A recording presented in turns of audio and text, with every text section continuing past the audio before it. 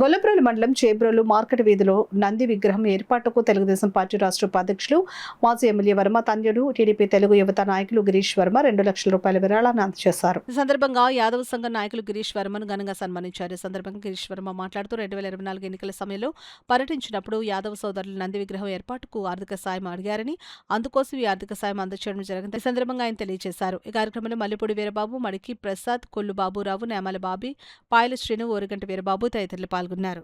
Market వీధి దగ్గర election సమయంలో వర్మ గారు పర్యటిస్తున్న సమయంలో మన యాదవ్ సోదరులందరూ కూడా గుడి నిర్మాణం కోసం ఆర్థిక సహాయం కోరారు.